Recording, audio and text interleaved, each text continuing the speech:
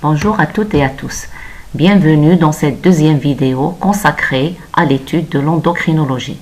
Dans la première vidéo, nous avons présenté quelques notions sur les hormones. Dans cette vidéo, on va parler de l'axe hypothalamo-hypophysaire.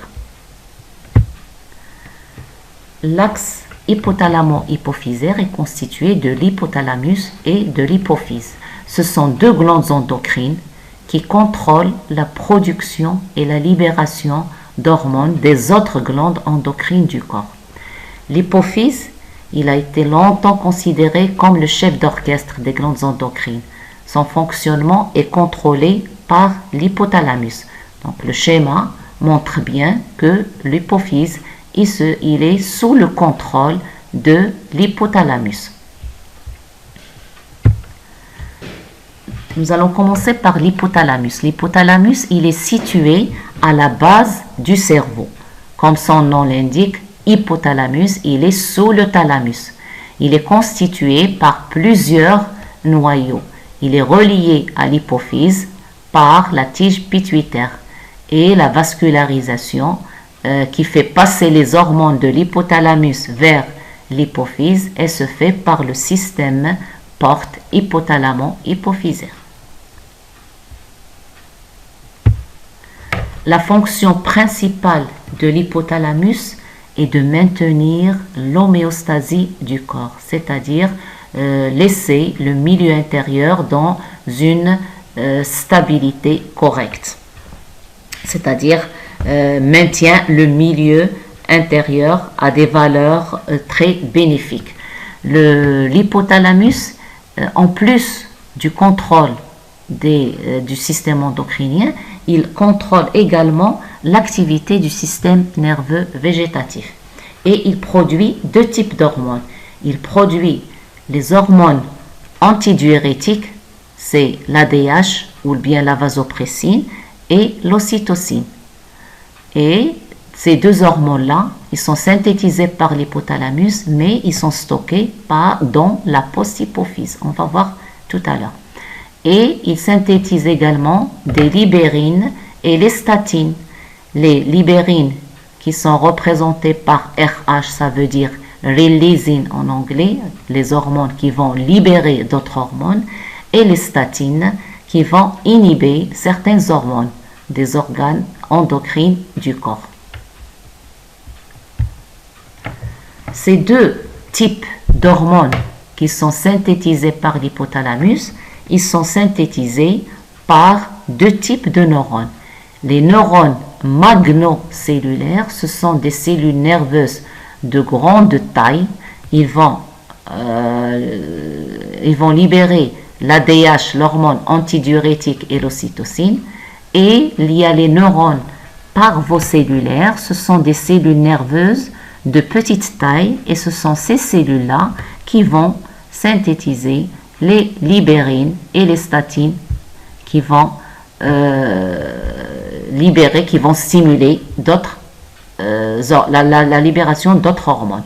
Donc ces deux hormones-là, l'ADH, elle est libérée par le noyau supraoptique, l'ocytocine, elle est libérée par le noyau paraventriculaire, alors que les libérines et les statines sont libérées par les neurones qui existent dans le noyau arqué et le noyau paraventriculaire. Donc, comme vous pouvez le remarquer, le noyau paraventriculaire, il contient aussi bien des neurones magnocellulaires que des neurones parvocellulaires, c'est-à-dire des neurones, des cellules nerveuses de petite taille et des cellules nerveuses de grande taille.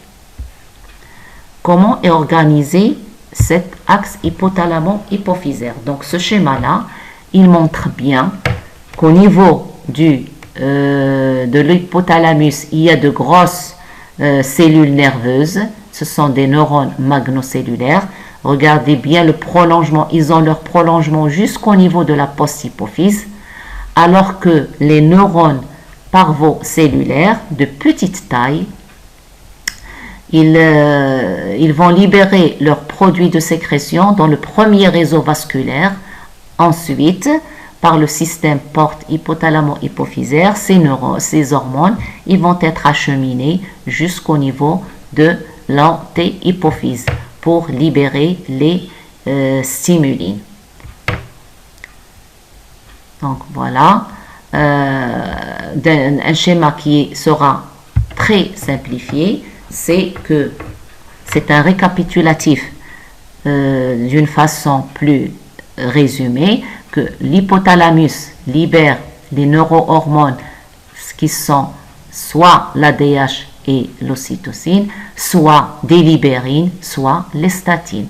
Les libérines, par exemple les gonadolibérines, les corticolibérines, thyréolibérines, etc. Et chaque type de libérine, bien sûr, il va stimuler un type d'hormone au niveau de l'antéhypophyse. Ces hormones-là, ils passent par le système porte hypothalamo-hypophysaire. Et à son tour, l'antéhypophyse, elle va synthétiser et libérer les hormones qui interviennent dans le fonctionnement de l'organisme. Les statines.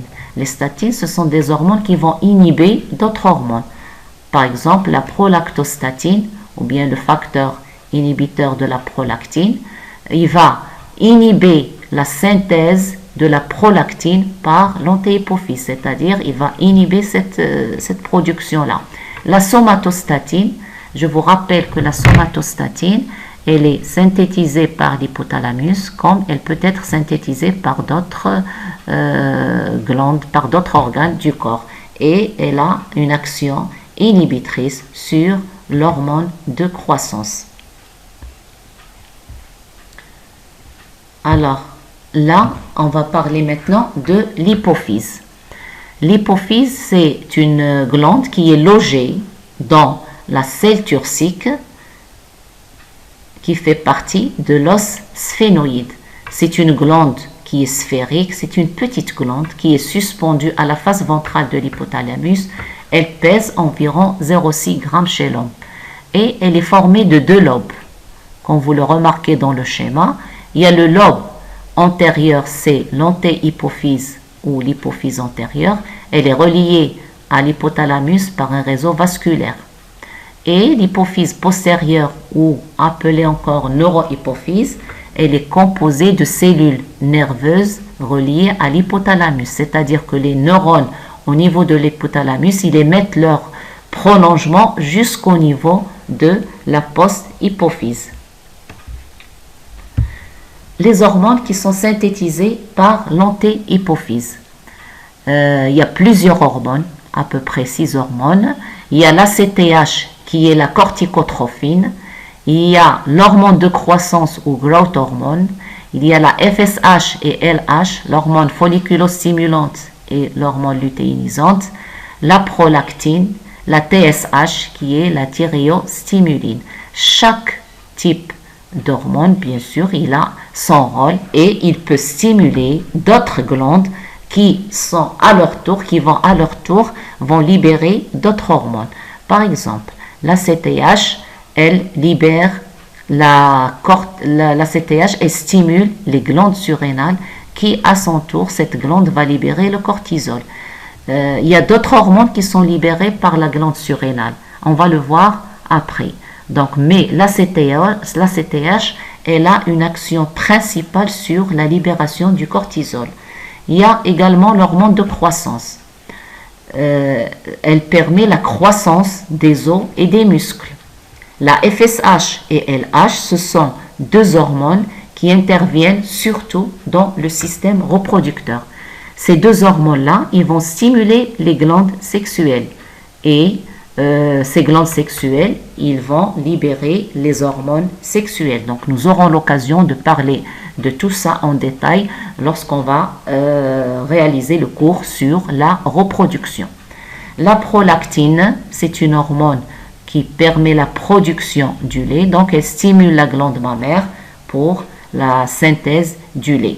La TSH, c'est la thyréostimuline. Elle a une action positive sur la glande thyroïde. Et la glande thyroïde, à son tour, elle va libérer T3 et T4.